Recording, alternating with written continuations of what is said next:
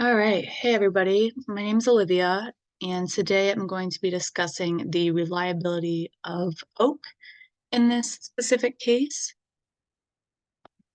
So, just as a little overview, this case involves Robert Kern, who was convicted for kidnapping and murdering his girlfriend's 16-year-old daughter, and this occurred in DeLand, Florida.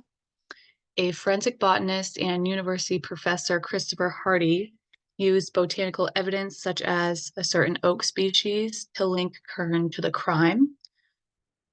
The professor stated that the same oak species found at the crime scene was also found in Kern's truck when the truck was searched 2 weeks after the crime had happened. And this botanical evidence persuaded the jury into convicting Kern, although the reliability of this evidence is unsure.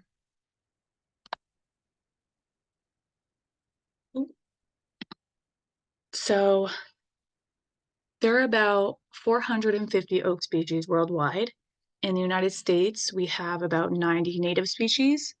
And with many different species, it can become extremely more difficult to correctly identify and narrow down the specific species that the oak belongs to. Um, there are some species that do look a lot like the sand and live oak species that were used to convict Robert Kern in this case. These do include the laurel oak, which is Quercus laurifolia. There's also the willow oak, which is Quercus thallus. And then there is the Japanese evergreen oak, which is Quercus acuta. And Professor Hardy did use the University of Millville's herbarium to identify his oak species. Though with the amount of oak species having similar morphological characteristics, how do we know that Hardy's identification is accurate? Also, there was no second opinion to support Hardy's identification. These are some lookalikes that do look like the sand live oak species. The top right is the willow leaves. The top left is the Japanese evergreen oak. The middle is laurel oak. And then at the bottom left, you see the sand live oak that was found at the crime scene. As you can see, all of these have the same type of oblong, leathery leaves with like pointed tips. They're also all native to the southeast or southern part of the United States.